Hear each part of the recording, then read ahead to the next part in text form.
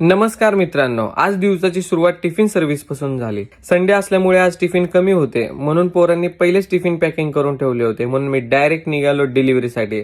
आज सकाळी 20 tiffin delivery करायचे होते. फटाफट डिलिव्हरी कंप्लीट केल्या. घरी आलो. मेसमध्ये मस्त मेसचं जेवण केलं. आईसोबत थोडा वेळ घालवला.